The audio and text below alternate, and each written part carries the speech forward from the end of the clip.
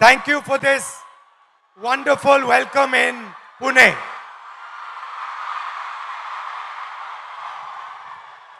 Today,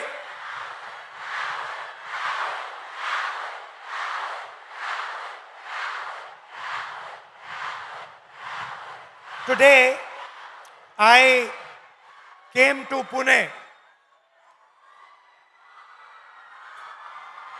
not to give you a lecture, not to tell you what I think, not to talk politics to you, but more to allow you to express yourself, to say what you feel, to say what you think. And what I have done is I have put a little framework, some ideas to allow you to think, express yourself, and we'll discuss some of these ideas with young ladies from the crowd this evening. So I'd like to first of all start by welcoming everybody. सबका मैं यहाँ स्वागत करता हूँ और पहली बार शायद मुझे बॉयज कम दिख रहे हैं या दिख ही नहीं रहे हैं और लड़कियां दिख रही हैं. The idea behind this evening is, as is written over there, break the cage. I'd first like to remind you of one thing. Can I do that? Now, all of you in your lives must have been told many things, nice things, bad things. Many of you must have felt scared. You feel scared sometimes on the street. You do. But I want you to remember one thing. If there's one thing that you remember from this evening, it is this: that every single one of you is unique in this universe. If I was to look for any one of you, I will not be able to find a replica of that person. You are unique, you are special, you're individual, and you have your own dream, your own vision for your life. Am I right or am I wrong? I'm right. Many times people ask me, what is India's biggest strength? And you get many answers when you ask this question. Somebody will say our economy. Somebody will say our military. Somebody will say our medical system. Somebody might even say our people. But I am very clear on what is India's biggest strength, our biggest asset. And that strength is 70 crore unique journeys, unique imaginations, unique dreams that the women of India are living. Somebody might say to me, well, there are 70 crore men. How do you say that 70 crore women are more important? What is your logic? My logic is the following. Women are by nature more sensitive, more gentle, more compassionate, and more forward-looking than men. And that is why I believe fundamentally that India's women, young, old, are India's biggest asset. Now, एक problem है, बहुत बड़ी problem है. Problem क्या है? Problem है कि whenever I speak to a man, women are put in 3 boxes. You are either seen as a daughter, as a wife or as a mother. Now, there is nothing wrong with being seen as a wife, daughter, or mother. Nothing wrong with it. But this cannot be your only identity. It cannot be that we have brilliant women who are doing completely fascinating and different things, who are professionals, who are sportswomen, who do multiple different things, and then the only identity that they are given by our men is these three. And notice that every single one of those identities has a relationship with a man. So you are either a mother or a wife or a daughter. And I'd like to quote over here the Manusmriti, which says clearly, in childhood, a female must be subject to her father. Meaning, the Manusmriti says, in childhood, a female belongs to her father. In youth, she belongs to her husband. When her lord is dead, she belongs to her sons. A woman must never be independent. This is a direct quote from the Manusmriti. And these words are a shame, because these words should never ever have been spoken. The most... Hello, how are you? Hello.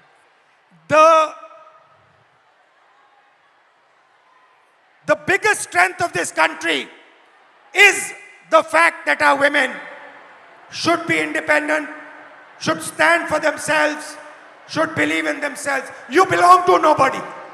You do not belong to anybody except yourself. You have a relationship with your father. You have a relationship with your brother. You have a relationship with your husband. You have a relationship with your son. But you do not belong to them. You belong to yourself. And I'd like to listen to you. Hello, थोड़ा आपका opinion सुनना है. थोड़ा परिचय कीजिए अपना. Yes. Hello, I am Advocate Rama Prasad Zavre. I have recently graduated. I am a lawyer and I will be pursuing masters after this. I have noticed in the last 5 years that I spent taking my degree that women in my field are subjected to such stereotypes that my classmate would not be. They are given opportunities, networking opportunities, and even cases being handed to them only because they are men and they don't have a family. It doesn't matter if they stay home or not. Also, I have heard from my senior that it is a waste spending money on my LLM only because after a few years I won't be practicing and I will be raising a family, and it's really sad to see that my degree is just diminished to a point in my biodata.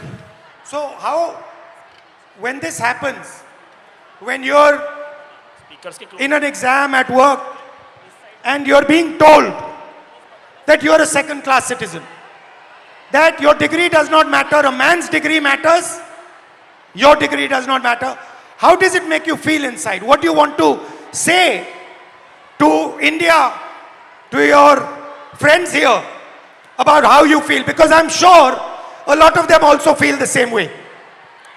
Definitely. I want my colleagues, my teachers, my friends to have confidence in me that I won't need to prove that I have that degree. I studied for it, I put my energy, efforts into it, and I will be successful. I don't think I need to prove it to a man. Because... Now, this is, I like this. She's saying that why do I need to prove it to a man? Why does a woman 24/7 have to prove to a man that she is good enough? Fundamental question. Would you like to say something about that? Hello, my name is Jnaneshwari. I'm from Pune, Maharashtra itself. I completed my master's in culture, media and governance from Jamia University, Delhi. And I lost my father before 3 years. And after that, he got a cancer. After that, there was so much family pressure, society pressure, community pressure. My dad was a sanitary worker. And I had a huge pressure. You have to do the relinquishment certificate. You have to submit the certificate. You will not. If I'm asking anything in a property or in anything, it's like I'm asking for. I'm asking for like. It's not my right. It's I'm asking for the. घर में जो भी सारी चीज़ें हैं उसमें मैं हिस्से मांग रही हूँ, हिस्सेदारी मैं कर रही हूँ. As a woman I am asking for a हिस्सा. हाँ, और as a like if is any other man, if my I have my brother and it's his right, but if I am asking it's मैं हिस्सा मांग रही हूँ. If your brother is asking, Yes. it's his right. Yeah. And if you are asking, मैं हिस्सेदारी कर रही हूँ घर Your में. मैं हिस्सेदारी कर रही हूँ. हिस्सेदारी. Okay. Again, now I'm come back from Delhi and like there is a huge pressure for a marriage, and guy want a girl who is look fair, educated, healthy, but he doesn't want the girl like me who wants to pursue his But her career. you're a very beautiful girl. What do you mean he doesn't Thank you. want a girl like you? Thank you. But they want a girl like me, but they don't want like a girl who is who wants to pursue her career in journalism, in PR, or any social where you connect with the people, or it has a social job. They don't want like girl like me. They want 9 to 5 girl who is doing office work. She will come back at 5. She will serve you She will cook for you. She will serve you food and everything. The girl like me who wants to go into the journalism field, who wants to go on the. But why would a man not be proud of a wife who goes out, works, is independent, is living her own vision, her own dream? Why is it that the man is uncomfortable with this idea? Then I think the man or his family would not be able to control on her. But why is this control so important for a man? Because always women treated as a secondary sex or human.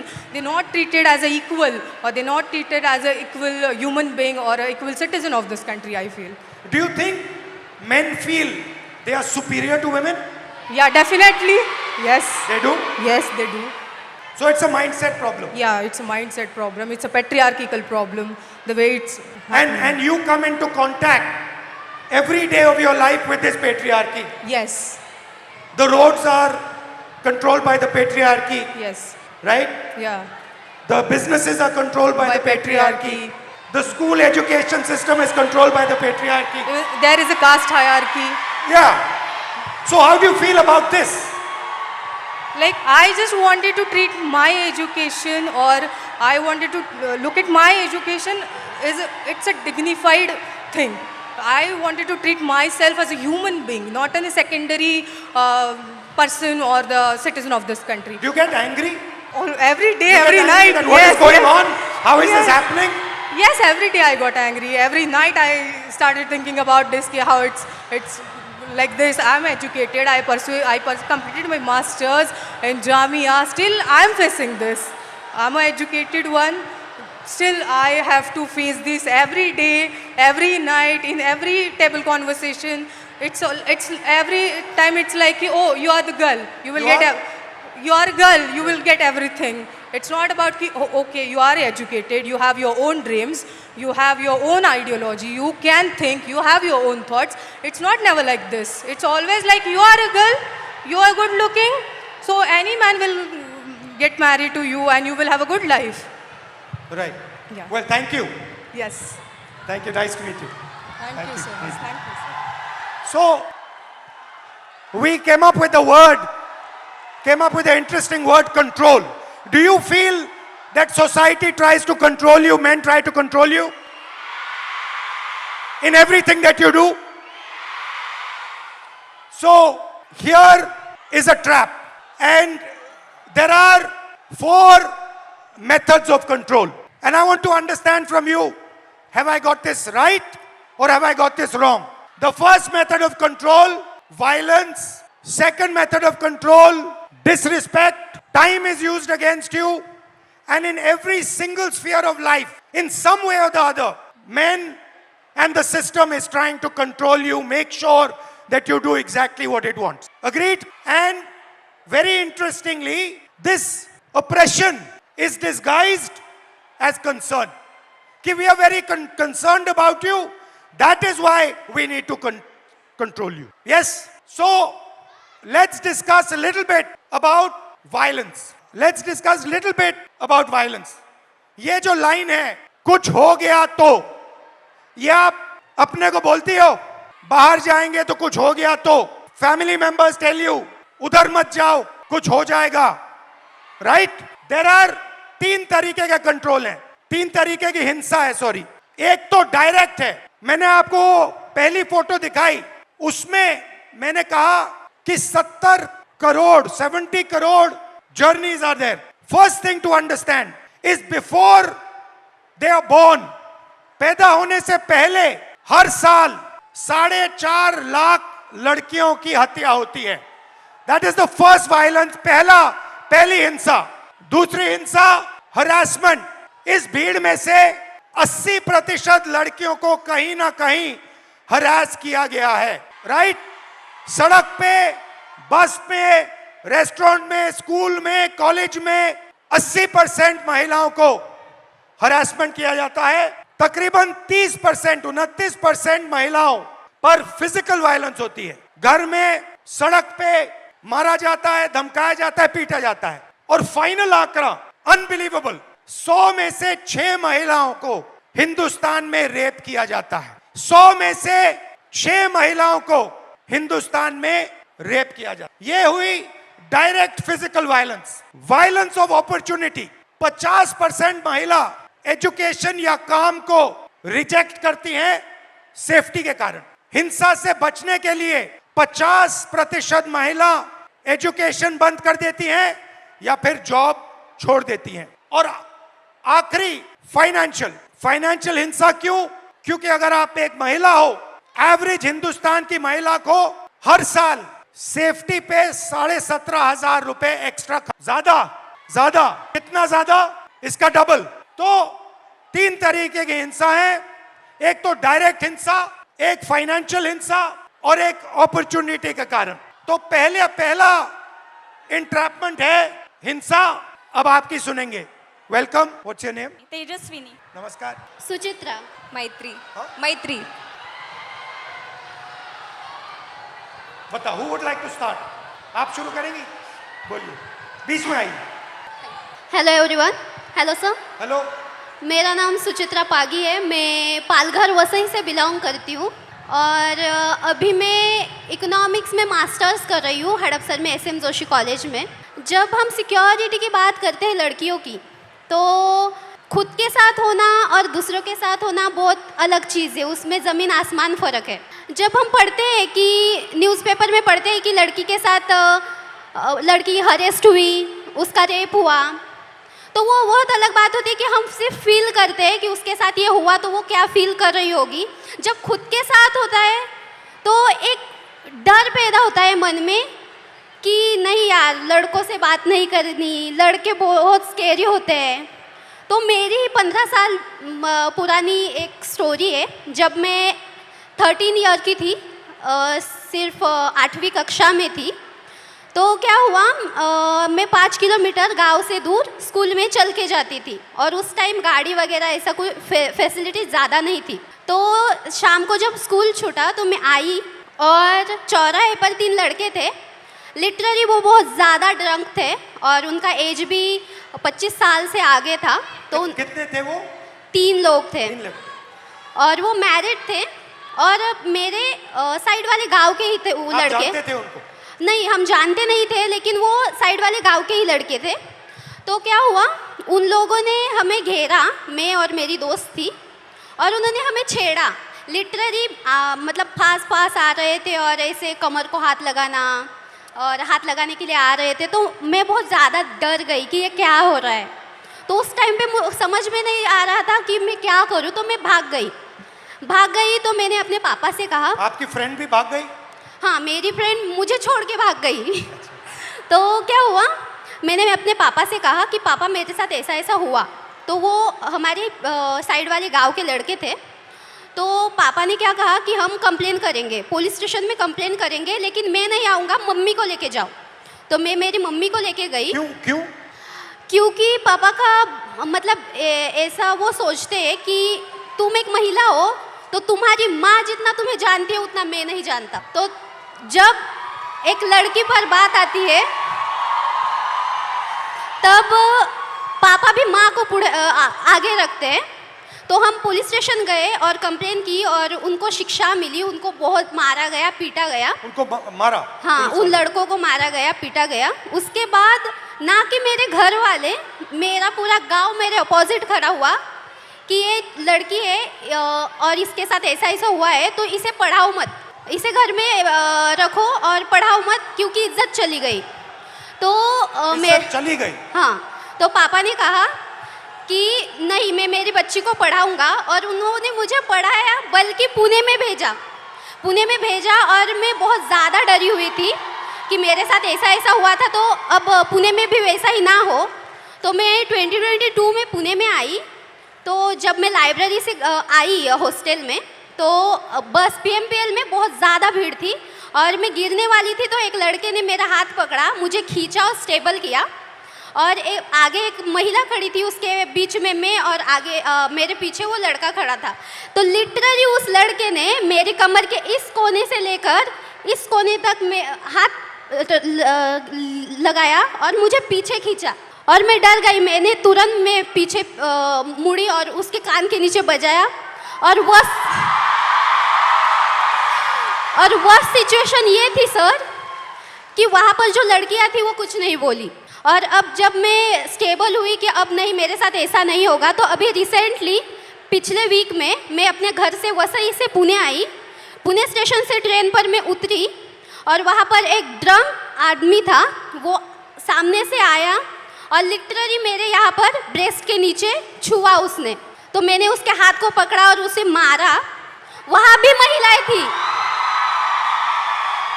वहाँ पे भी लड़कियाँ थी, महिलाएं थी, लेकिन वहाँ भी उन्होंने कुछ नहीं बोला। मतलब ऐसी सिचुएशन है हमारे इंडिया में, महाराष्ट्र में, कि लड़की के साथ ऐसा होता है तो भी कुछ लड़के होते हैं, लड़कियाँ होती है, वो अपने बहनों की तरफ नहीं बोलती, वो सिर्फ तमाशा देखती रहती है। तो मुझे यही सबसे बोलना है कि बहनों, भाइयों, प्लीज़ सपोर्ट करो और अपने सामने कुछ ऐसी सिचुएशन आ रही होगी तो प्लीज़ सपोर्ट करो और उसको बचाओ। मेरे साथ जो हुआ वो किसी लड़की के साथ नहीं होना चाहिए।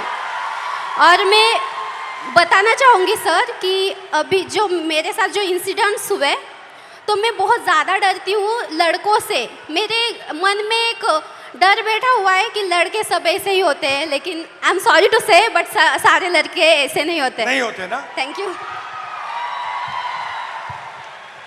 मेरा नाम तेजस्विनी है। मैं फैशन टेक्नोलॉजी में मास्टर कर रही हूँ, अभी 2nd ईयर में हूँ। मैं एक छोटे से गांव से आती हूँ। हम 4 बहनें हैं और एक छोटा भाई है। मैं आफ्टर 10 जब पुणे आई तो बेसिक तक का एजुकेशन है वो पूरा किया। कुछ रिश्तेदार, घर वाले, मेरी सिस्टर्स की सपोर्ट के बेसिस पे। पर आफ्टर दैट मैं आगे पढ़ना चाहती थी, तो मेरे घर वाले बोले कि अगर तुम्हें पढ़ना है तो अब शादी कर लो और पति के घर जाके जो करना है वो कर लो। देन आई डिसाइडेड कि नहीं, मैं नौकरी करूँगी और पढ़ूँगी। तो अभी 5 साल से मैं नौकरी कर रही हूँ और साथ में पढ़ाई कर रही हूँ। मेरे कुछ मतलब इस स्ट्रगल में मेरे कुछ दोस्तों ने मुझे साइकिल खरीद के दी, तो ये सब मैनेज करते मैं जब साइकिल से ट्रैवल करती हूँ तो मतलब इतना आम हुआ है, इतना नॉर्मलाइज हुआ है कि कोई भी आके कट मार के चला जाता है या फिर कमेंट पास करके चला जाता है या कुछ गाना गाता है जो सेक्सी सॉन्ग हम बोलते हैं वो कर देता है। तो मतलब ये इतना नॉर्मलाइज हुआ है कि मैं अभी रिएक्ट करना भी मैंने छोड़ दिया है, क्योंकि मैं करूँगी तो भी क्या करूँगी, क्योंकि जो मैंने सुना था रेसलर के साथ जो हुआ, जिन्होंने हमारे देश के लिए गोल्ड मेडल लेके आए, उनके जो गुनहगार थे उनको क्लीन चिट दे दी। तो मैं तो एक सामान्य घर की लड़की हूँ जिसको ठीक से सपोर्ट भी नहीं है। और मुझे और एक बात कहनी है, क्योंकि मैं जैसे मैंने कहा गांव से आती हूँ, तो मैंने अपने टेंथ तक की जो एजुकेशन है वो गवर्नमेंट स्कूल्स में की है, जो कि अभी 90,000 के ऊपर स्कूल बंद हुए हैं। और मेरी सारी बहुत सारी लड़कियां हैं जो वही स्कूल में पढ़ती है, और उनका अभी वहाँ पढ़ना बहुत मुश्किल हो जाएगा, क्योंकि कौन सी भी माँ अपनी छोटी सी बच्ची को 10 किलोमीटर आगे नहीं भेजेगी। मेरा 10th तक का हुआ तो मैं यहाँ तक आ गई, पर पता नहीं जिनके स्कूल बंद हुए उनका क्या होगा। तो मेरी बस इतना ही कहना है। My name is Maitri. I am currently a psychology student studying in Pune University, and I travel by daily commute by public transportation literally almost every single day, and I feel like safety is becoming a very big concern because I leave early and return home late, so it becomes a very. What time I you leave at what time? around 8 a.m. and I come home around 9:30 p.m. That is very late for where I live.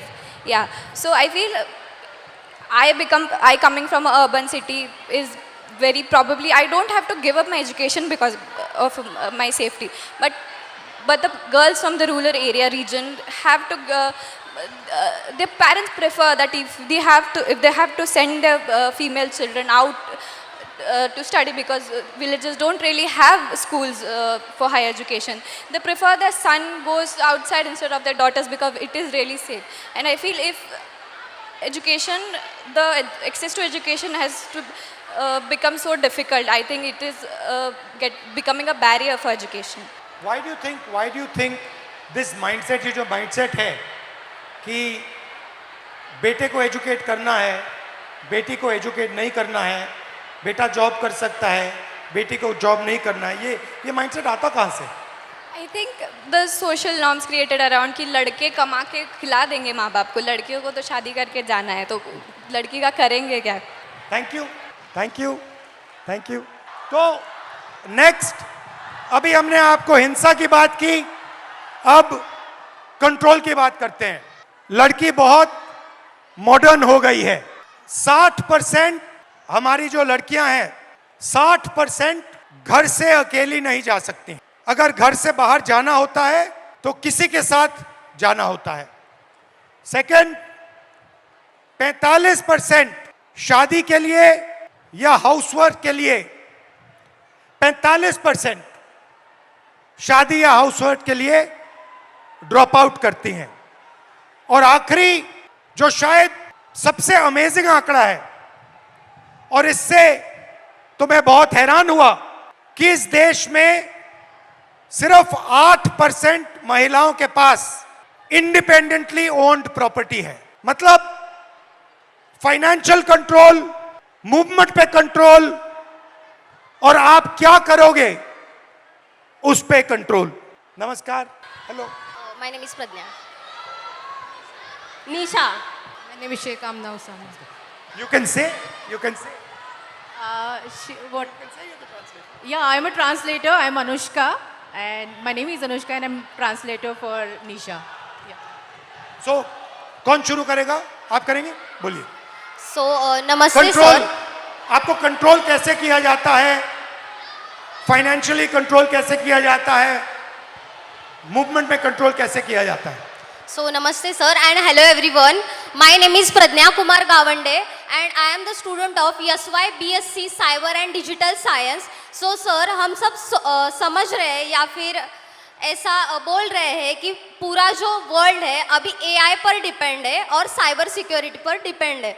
तो मुझे पहले से ही cyber security ये course करना था, but ये course government colleges में available नहीं है, और पुणे के रेपुटेड कॉलेज की फ़ीस अराउंड 3 लाख मतलब एनुअल फ़ीस है सर ये, जो कि मैं अफोर्ड नहीं कर सकती। मेरे पापा ड्राइवर है और मम्मा हाउसवाइफ है मेरी, मुझे एक छोटी बहन भी है, और इसके अलावा मैं बच्चों को इवनिंग ट्यूशन्स वगैरह पढ़ाती हूँ। क्लिनिक में एज अ रिसेप्शनिस्ट में काम करती हूँ, जिससे मेरा ट्रैवलिंग वगैरह मैनेज हो जाता है। तो मैंने मेरा डिसीजन चेंज करके दूसरे कॉलेज में एडमिशन लिया जहाँ पे मुझे साइबर सिक्योरिटी स्कॉलरशिप के साथ नहीं मिल रहा था, तो मैंने दूसरा कोर्स ले लिया cyber and digital science. So sir मैं क्विक हिल फाउंडेशन की तरफ से साइबर अवेयरनेस करती हूँ और मुझे बच्चों की प्रॉब्लम्स ये समझ आ रही है, महिलाओं की प्रॉब्लम्स ये समझ में आ रही है कि एआई के द्वारा उनके फ़ोटोज़ बहुत अश्लील मतलब वे से एडिट करके उनको डिमांड की जा रही है कि अगर आप मुझे इतने इतने पैसे नहीं दोगे तो मैं आपके फ़ोटोज़ सोशल मीडिया पर डाल दूंगा।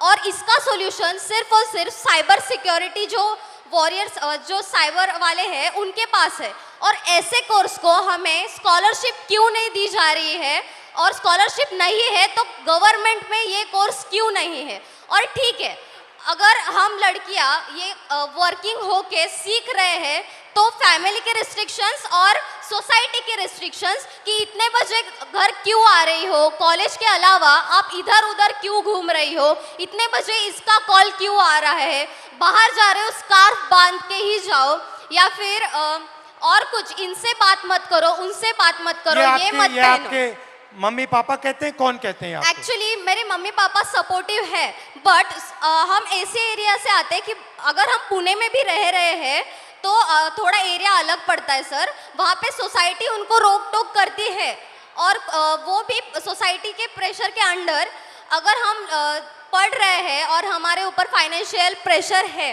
तो हम करियर पर या फिर हमारे जो स्टडीज़ पर कैसे फोकस कर सकते हैं।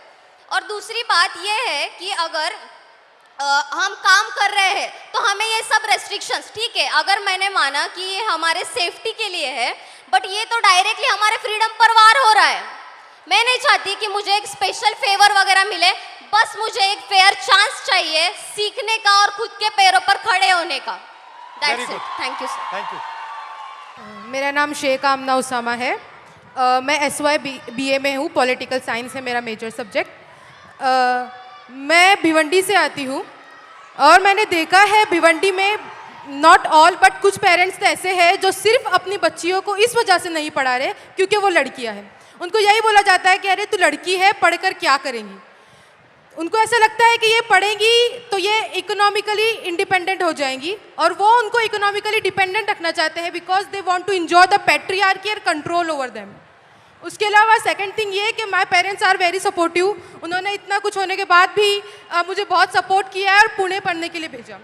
पुणे में मैं एक UPSC एस्पिरेंट हूँ, तो मुझे क्लासेस जाने के लिए, कोचिंग क्लासेस जाने के लिए मैं पब्लिक ट्रांसपोर्ट का यूज़ करती हूँ। पब्लिक ट्रांसपोर्ट में भी लड़कियाँ इतना अनसेफ फील करती है कि कभी कभी ऐसा होता है कि अगर आप बस में चढ़ो और कोई आदमी के पास एक सीट खाली है बस की, तो आपको 10 मरतबा सोचना पड़ता है कि मैं बैठूं या मत बैठूं, मैं रुकूं कि कोई महिला के बाजू में सीट खाली हो जाएंगी, मैं उधर जाके बैठूं। तो ये सीट मिलने के बाद भी बैठने के लिए 10 मरतबा सोचना पड़ता है। सेकेंड थिंग, जब हम देखते हैं कि बस बहुत ज़्यादा फुल है, हद से ज़्यादा रश हो गया है, तो भी सोचना पड़ता है कि अरे जाए या मत जाए, कोई छेड़ देगा, कोई बैग टच कर लेगा, तो ये एक टेंशन रहता है। इसका अपोजिट, अगर बस पूरी खाली है तो भी जाने से डर लगता है। मतलब आपको क्या करना है, आपको भरी हुई बस में चढ़ना नहीं है, आपको खाली बस में चढ़ना नहीं। मतलब हमने पब्लिक ट्रांसपोर्ट को भी ऐसा बना दिया है ना कि गर्ल्स को सेफ फील ही नहीं होता है। तो मैं गर्ल्स से भी और बॉयज़ से भी कहना चाहूँगी कि अगर आपकी वजह से लड़कियाँ अनसेफ फील कर रही है तो आप ही का काम है कि उनको सेफ भी फील कराए। अगर किसी के साथ ये होता हुआ देखें तो प्लीज़ उसके अगेंस्ट में आवाज़ उठाए, एक दूसरे को सपोर्ट करें, बिकॉज हम ये नहीं चाहते कि हमें बहुत ज़्यादा अपॉर्चुनिटी चाहिए, बट जितना हमारा राइट है इक्वल अपॉर्चुनिटी हम भी डिजर्व करते। हेलो राहुल जी, मैं आपको सबसे पहले बताना चाहूँगी कि मैं सुबह से मुझे बहुत बुखार है, लेकिन उसके आगे की बात ये है कि मैं जो मांजरी में पिछले 10 दिनों से भूख हड़ताल चल रहा है, जो मेरे भाई बहन जो अनशन पर बैठे हैं वहाँ से मैं आई हूँ। तो मुझे कहाँ बैठे हैं? मांजरी में, पुणे में ही। अच्छा, और क्या कारण क्या है? जो हमारी मांगे है वो इसमें लाई है, मैं आपको आगे बोलो। तो हमारी मांग है कि हमें शिक्षा चाहिए, और मैं आपको मराठी में समझाऊंगी ताकि मैं जो ताकि मेरी बात है वो अकेली निशा की नहीं है, वो सब ट्राइबल स्टूडेंट की है, पूरे देश की है, पूरे महाराष्ट्र की है. इसलिए मैं आपको मराठी में बात करके बताऊंगी. जो आम्ही जे उपोषणासाठी बसलेलो आहोत, आमचे भाऊ आणि त्याच्यामध्ये आमच्या 2 बहिणी देखील बसलेल्या आहेत आणि त्यातलीच एका बहिणीची तब्येत खूप नाजूक झाली, तिला आज हॉस्पिटलमध्ये नेलंय. आणि हे सगळं असताना देखील जेव्हा आमचे प्रतिनिधी मंत्रालयामध्ये गेले तर तेव्हा जे आमचे जे आदिवासी विकास विभागाचे मंत्री आहेत ते काय बोलले असतील तुम्हाला सांगितलं तर तुमच्या अंगावर काटा येईल. ते म्हणतात सॉरी मी याच्यावर काही करू शकत नाही, हे सीएमच्या हातात आहे. मग तुम्ही जर आदिवासी विद्यार्थ्यांच्या विकासासाठी तिथं बसलेत तर तुम्ही जर तिथं आमच्या विकासासाठी बसल्यात आणि तुम्ही जर आमचा विकास साधू शकत नाही तर तुमचा तिथं बसण्याचा अधिकार नाही, हे मी आज ठणकावून सांगते. आणि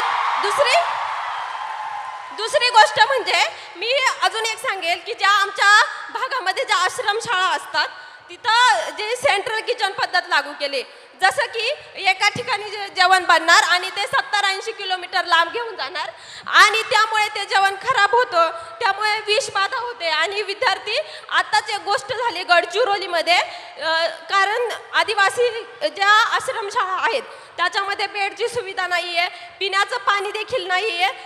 त्याच कारणामुळे गडचिरोलीमध्ये विद्यार्थ्यांनी झोपेत असताना त्यांना मण्यार सापाने दंश करून 3 विद्यार्थी मेले आणि 3 विद्यार्थी अजूनही हॉस्पिटलमध्ये आहेत.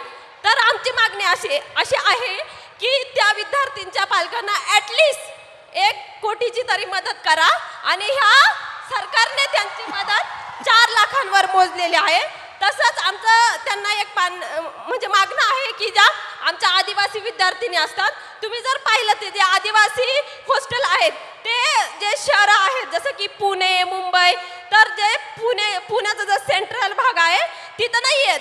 मांजरी कोंढवा और इस वजह से जो हमारा शिक्षण है, हम जो पढ़ते वो पढ़ने के लिए टाइम ही नहीं रहता क्योंकि 4-4 घंटे हमें वहाँ जाने आने में ही लगते.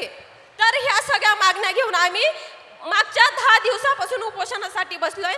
तर माझी तुम्हाला विनंती आहे की मी तुम्हाला जे आता निवेदन दिलं आहे त्याचा विचार करून तुम्ही आमच्या आदिवासी विद्यार्थ्यांसाठी काहीतरी करून आमच्या मागण्या सोडवण्याचा प्रयत्न कराल. थँक्यू. तो बताओ क्या? ओके इन्होंने अपने कुछ मुद्दे आपके लिए लाए हैं. तो पहला पॉइंट ये है कि आदिवासी कम्युनिटी से वो बिलोंग करती है और आदिवासी डिमांड्स के लिए आ जाओ. इनके काफ़ी भाई बहन सारे उपोषण पे पिछले 10 दिनों से पुणे में ही बैठे हैं. क्या मेन डिमांड क्या है? इनका डिमांड एक बार मेन डिमांड क्या है? मेन क्या डिमांड जो ट्राइबल जो डिपार्टमेंट है उसने जो जीआर लागू किया है, जैसे कि जो हॉस्टल में नियमावली होगी वो उसमें लिखा है कि हम म्हणजे 13 साल तक ही पढ़ सकते हैं कि 13 साल तक ही हम हॉस्टल में रह सकते हैं. और फर्स्ट डिमांड ये है उनकी कि ये जिस ट्राइबल हॉस्टल्स में ये रह रही है वहाँ पे ऐसा रूल है कि वो सिर्फ 30 ईयर्स तक ही वहाँ पे रह सकती है. आफ्टर दैट ये सरकारी हॉस्टल है? हाँ, ट्राइबल कम्युनिटी का जो हॉस्टल होता है वो सभी सरकारी होता है. और ये सारी डिमांड्स ये लोग सीएम के पास लेके गए और वहाँ से उन्हें बताया गया कि सॉरी हम कुछ नहीं कर सकते. हाँ, तो उनका कहना है कि फिर अगर आप कुछ नहीं कर सकते हो तो आप बैठे क्यों हो कुर्सी. और आप क्या चाहती हो, किस एज तक उसको करा जाए? ज़्यादातर 35 एज तक भी हम म्हणजे आम्ही जरी आम्हाला 35 वर्षासाठी पण 35 वर्षापर्यंत जरी दिलं तरी ठीक उनको आहे. 35 ईयर्स तक हॉस्टल मिलना चाहिए. 35 इयर्स हो जाएगा तो खुश हो जाओगी? वैसे तो हमें ये एज की लिमिट है वो ही नहीं चाहिए, लेकिन ये सरकार है वो तो आपको भी पता है, लेकिन हम ये चाहते हैं कम से कम ये 35 एज तक भी आ पाए, इसलिए मैंने ऐसे बोला. लेकिन हम मुझे आप वहाँ इनवाइट क्यों नहीं कर देते? हमने आप मुझे वहाँ बुला लो, यस मैं भी आ जाऊंगा, बैठ जाऊंगा आपके साथ. आम्हाला आवडेल तुम्ही तिथं आलेले आणि आमच्या मुलांची देखील इच्छा आहे की तुम्ही तिथं यावं आणि आमच्या प्रश्नांवरती बोलावं आणि आमचे प्रश्न सोडवण्यासाठी प्रयत्न करावा. वो चाहती है कि आप वहाँ पे आए, वो खुशी खुशी आपको बुलाना चाहती है. मुझे और बुला लो, मैं आ जाऊंगा. ठीक है, मैं थोड़ा दबाव और एक साथ डाल देंगे। मैं और एक बात कहना चाहूंगी, उससे तो आपके होश ही उड़ जाएंगे। जैसे कि हमारे ट्राइबल हॉस्टल होते, ज़्यादातर वहाँ यहाँ पुणे में गढ़चिरौली, नांदेड़, अमरावती, वहाँ से जो स्टूडेंट आते हैं वो तो हर रोज़ घर नहीं जा पाते। और जुन्नर, जो आंबेगांव, वो तो लड़कियाँ जाकर आती है, लेकिन वो जो गढ़चिरौली के स्टूडेंट होते वो नहीं जा पाते। तो हम दिवाली में या किस छुट्टी में गए और 1 महीने से ज़्यादा वहाँ पर रहे, तो वो बोलते हैं कि आप फिटनेस सर्टिफिकेट लाए। और वो फिटनेस सर्टिफिकेट क्या होता है कि हमें हमारी प्रेगनेंसी टेस्ट की जाती है, और हम जब इस बात पे आवाज़ उठाते हैं तो वो बोलते हैं कि आपको 1 महीने में, आप शांति से सुनिए क्योंकि ये बात बहुत ही गंभीर है।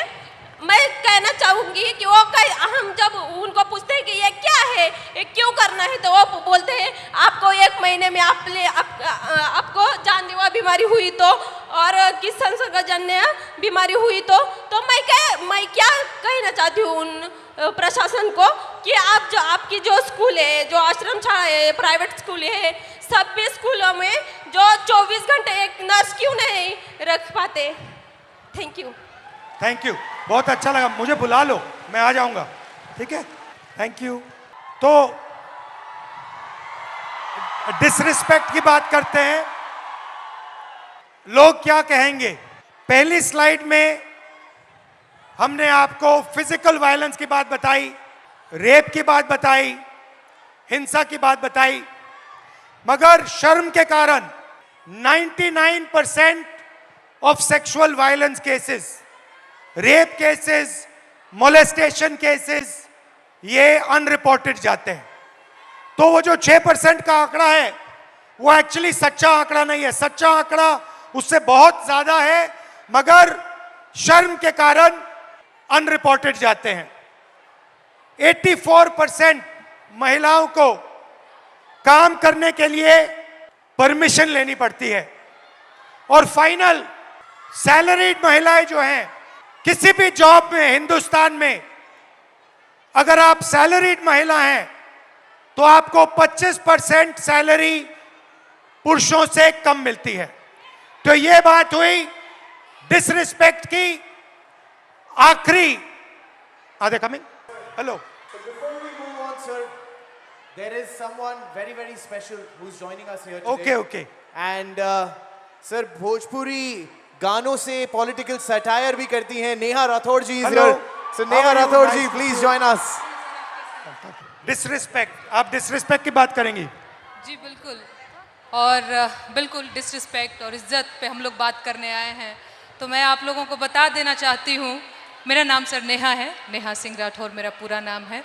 मैं भोजपुरी में लोकगीत लिखती हूँ, गाती हूँ, और मैं सरकार से उन तमाम मुद्दों पर सवाल पूछ लेती हूँ जो सरकार को पसंद नहीं आते, और बदले में मुझे ढेर सारी गालियाँ और FIR झेलने पड़ते हैं। ये किस बात की इज्जत है भाई महिलाओं की? डेमोक्रेसी में हम अपने प्रधानमंत्री से सवाल नहीं पूछ सकते हैं, तो ये किस बात की इज्जत है? मुझे याद है सर, मैं शादी करके नई नई ससुराल आई थी, और मैंने उस दौरान एक गीत गाया था यूपी में काबा, और मेरे पीछे जीप भर भर के पुलिस भेजी जा रही थी। गांव देहात के लोग मेरे हस्बैंड के बारे में, मेरे ससुराल के बारे में बहुत कानाफूसी करते थे कि बताओ कैसी लड़की ब्याह लाया है, पता नहीं कौन सा क्राइम करके आई है, ये पुलिस आ रही है। तो ये किस तरह की इज्जत है? और मैं समझती हूँ कि एक महिला होने के नाते, एक महिला होकर अगर आप समाज में नाम बनाना चाहते हैं या किसी सामाजिक मुद्दे पे मुखर होकर बोलना चाहते हैं, सर ये बहुत कठिन है। पुरुषों की ट्रोलिंग बहुत अलग तरीके से होती है, महिलाओं की ट्रोलिंग बहुत अलग तरीके से होती है। महिलाओं के लिए कुछ नहीं करना है, बस इसका चरित्र खराब है बोल दो, यही बोल दो, और इतना काफ़ी है सर, हम हतोत्साहित हो जाते हैं। वो तो अलग बात है कि मैं थोड़ी ज़्यादा ढीठ लड़की हूँ तो मैं नहीं डरती हूँ। वो सर मुझे गालियाँ दे रहे हैं पिछले 5 सालों से, और कहते हैं तुझे पिछले 5 सालों से गालियाँ दे रहे, तू सुधरी नहीं। मैं उनसे बता देना चाहती हूँ कि मैं नहीं सुधरने वाली हूँ। मैं भी मुझे भी सालों से गाली दे रहे हैं, मैं भी नहीं सुधर रहा हूं। बिल्कुल बिल्कुल सर। और सर महिलाओं की बात हो रही है, लेकिन एक और चीज़ जो मुझे लगता है इस देश में इस समय अल्पसंख्यकों के खिलाफ एक नैरेटिव सेट करने की कोशिश की जा रही है जो बहुत गलत है। उनकी वतन परस्ती पे बात आ गई है, उन्हें आतंकवादी कहा जाता है, उनके देश प्रेम पर सवाल उठता है। Thank you very much, lovely, शुक्रिया, बहुत अच्छा शुक्रिया गाया। मुझे ये मंच देने के लिए, बहुत धन्यवाद sir. Thank you and come and see me sometime. And final ताला, फाइनल कंट्रोल, समय का अब शादी की उम्र हो गई है। Time is weaponised. एवरेज जो महिला है, जो लड़की है 15 से 29 साल की, वो एवरेज घर में 5.5 घंटे काम करती है। उसी घर में एवरेज लड़का 30 मिनट काम करता है। लड़का बाहर जा सकता है, लेट आ सकता है, कभी भी बाहर जा सकता है, मगर आप लोगों को 8 बजे शाम वापस आना पड़ता है, कर्फ्यू होता है। Right right. और फाइनली एज लिमिट के बाद जो लड़के होते हैं एग्जाम्स 1, 2, 3, 4 बार ले सकते हैं, मगर मैरिज एज 23 साल होती है। और जो लड़कियां हैं, जो गर्ल्स हैं, उनको ज्यादा से ज्यादा एक मौका मिलता है, क्योंकि फिर उनको कहा जाता है अब शादी का टाइम आ गया है, अब एग्जाम मत कीजिए, अब शादी कीजिए। तो हेलो, हाउ आर यू? आप कैसे हो? What's your name? I am Sharayu Chopde and I am pharmacist. And आज यहाँ पर मैं सारे एमपीएससी एस्पिरेंट की आवाज़ बन के आपके सामने आई हूँ। बताइए। हमारा सर पेपर लीक हो गया है। एमपीएससी इज अ कॉन्स्टिट्यूशनरी बॉडी और इसको दबाया जा रहा है। 22 मार्च को हमारा एग्जाम हुआ था और 20 मार्च को पेपर लीक हो गया। जब पता चला पेपर लीक हुआ है तो एमपीएससी ने डिनाई कर दिया। फिर एफडीए कमिश्नर और एमपीएससी को खुद जाके हम मिले, ये पूरा वायरल हो गया।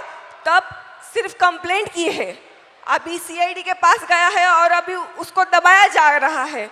बहुत सारे ऑफिसर्स के नाम आए हैं, बहुत सारे अधिकारियों के नाम आए हैं और इसको सप्रेस किया जा रहा है।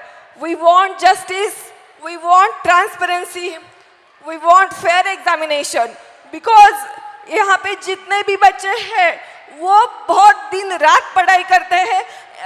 Pune is MPSC hub. Maharashtra के कोने कोने से यहाँ पर वो एमपीएससी देने के लिए, अधिकारी बनने के लिए आते हैं। तो जब हुआ तो आपको कैसा लगा?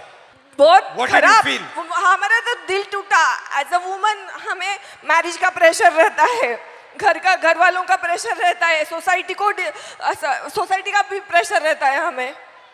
और जब पेपर लीक होता है तो लड़कियों पर असर अलग होता है, पुरुषों पर अलग होता है, क्योंकि आपकी डेडलाइन होती है, उनकी डेडलाइन नहीं होती है। हमारा तो पूरा करियर खत्म होने के चांसेस रहते हैं 100%। सर ये पेपर लीक कितने हो क्यों रहे हैं? ये इंक्रीज हो गए हैं, बढ़ते जा रहे हैं, ये बढ़ क्यों रहे हैं? क्या लगता है आपको? बोलो क्या मैं क्लियर? जिसको पकड़ा हुआ है, जिसका नाम आया है, वो अभी गुजरात में फरार है। अच्छा। यस। और कुछ बोलना चाहिए? अभी तो बहुत कुछ बोलने का मैंने, टाइम लिमिट है। Don't worry, time is there. Back to back paper leak हो रहे हैं और वो जाके उधर फरार हो रहे हैं जिधर उनका पता ना लगा सके। अभी ये पॉलिटिकल हो जाएगा सर। ज्यादा पॉलिटिकल मत बोलो। हाँ, बेटर नॉट डू पॉलिटिकल। इसीलिए तो चुप हूँ मैं सर। हमें री एग्जाम चाहिए सर, आप कुछ तो बोलो। यहाँ पे बहुत सारे एमपीएससी के एस्पिरेंट्स आए हैं, उनको सिर्फ एक ही उम्मीद है कि आप री एग्जाम के बारे में कुछ तो बोलोगे। मुझसे क्या चाहते हो, मैं क्या करूं इस पे? आप हमारे साथ रहिए, आप हमें सपोर्ट कीजिए। जो हमारे साथ अनफेयर हुआ है उसको प्लीज, उसको कुछ तो कीजिए। हमारा वो रद्द होना चाहिए। नायब तहसीलदार के लड़का लड़की वो टॉप 5 में है, उनका अगर पिछला रिजल्ट देखा ना, उनको कुछ भी नहीं है, वो A ग्रेड B ग्रेड में है। ठीक है, थोड़ा डिस्कस करेंगे, फिर मुझे बताना एग्जैक्टली कैसे मदद कैसा हुआ? यस, ठीक मैं है? आपको पूरे स्क्रीनशॉट्स, वो जो है प्रूफ, वो सब मैं आपको दिखा दूंगी। ठीक है, थैंक यू। वेलकम, बहुत थैंक यू अच्छा सो लगा मच आपसे सर। मिलके, थैंक यू। तो शुरुआत में मैंने कहा कि एक माइंडसेट है, मनुस्मृति का माइंडसेट, महिलाओं को दबाने का माइंडसेट, और मैं थोड़ी छोटी सी वीडियो आपको दिखाना चाहता हूं और फिर इसके बाद आपसे एक सवाल पूछना चाहता हूं। ये 50 करोड़ की गर्लफ्रेंड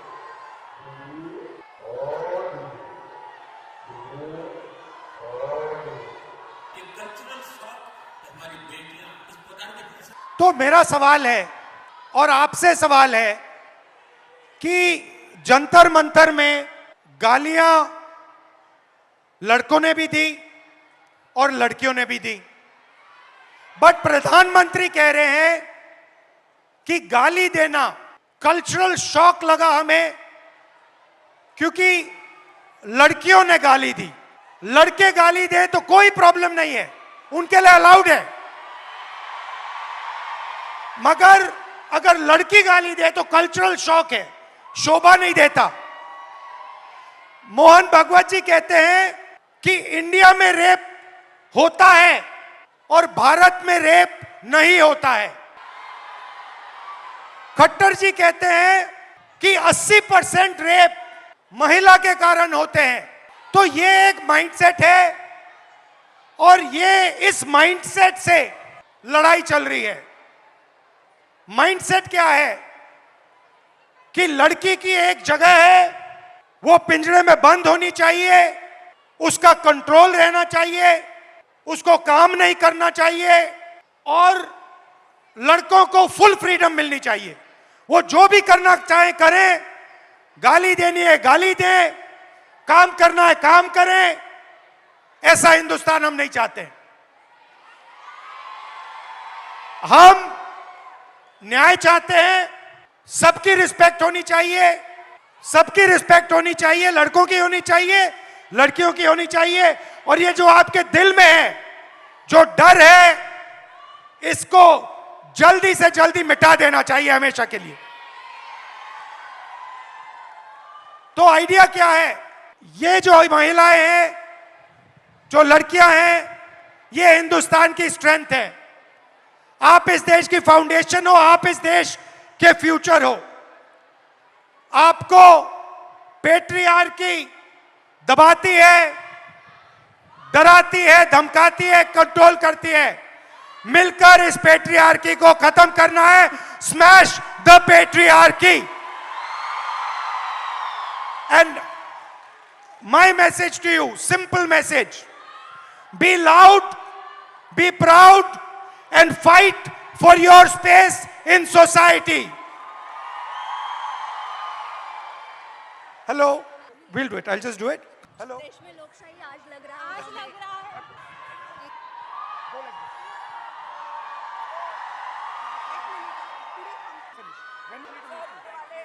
हाँ जी एवरीबॉडी, थोड़ी आवाज हो जाए सर के लिए। Come on everybody, let's go. थोड़ी और एनर्जी। पुणे एनर्जी कहाँ है? Yeah. In Marathi saying Pune Manje Prem. Okay. It means Pune means love. Okay. And I say Pune Manje Prem. You have to all say it. We'll just do it. We'll just do it. Okay, and now girls, सुनो, sir Pune में आए हैं तो पुणे वालों के लिए भी तो कुछ खास मैसेज सर। पुणे मंजे प्रेम। Thank you. पुणे मंजे प्रेम। पुणे मंजे प्रेम। guys, क्या बात है। थोड़ी और पुणे आवाज हो मंजे जाए। प्रेम, पुणे मंजे प्रेम। पुणे मंजे प्रेम। Love you all. Thank you. Good night. Well, there is still something else, sir. There is okay. There's Tell me. still something There's else. the selfie. There is, that definitely is, but there's something else also. Okay. क्योंकि आपने कहा पुणे म्हणजे प्रेम, and what is that? अच्छा. पुणे तिथे काय उणे And now, Thank you. and now, सब तैयार हो जाओ सर के साथ सेल्फी के लिए, everybody. सारे मोबाइल फ्लैशलाइट ऑन, सारे के सारे. सर, पिछली बार आपने पिंक शर्ट पहना था, ये तो जलजला मच गया था. इस बार yellow is the season. I am sure पूरा इंडिया ये भी फॉलो करने वाला है. Let's get a nice selfie now, everybody come on. Here we go. Very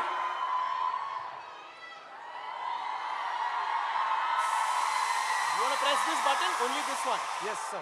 This one. Yeah. Come on, Pune! Thank you. And on that note, thank you, sir. We truly, truly, truly love you. Thank you. And you are the person we look forward to do anything Thank and you everything. very much. Thank you for being Thank here, you. sir. And thank you everybody.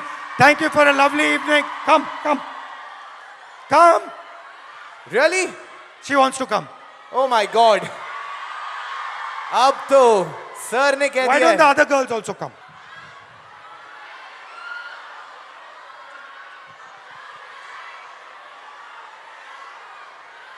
ऐसे ही नहीं कहते कि sir बड़े दिल वाले हैं, सारे आ गए. Everyone is here. Come on. We do a selfie. Come. Hi.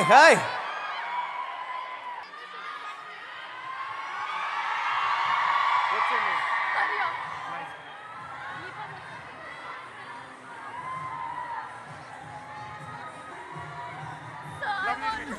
I want to talk to you about many things. I would love to meet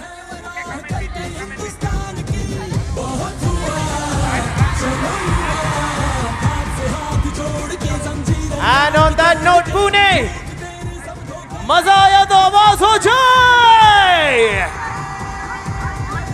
एक कल्चरल शॉक. हमारी बेटियां इस प्रकार की भाषा कैसे बोल सकती? क्या बेहतरीन दिन रहा है सारे लड़कों को वहां पे. Thank you brothers. Thank you. Good night.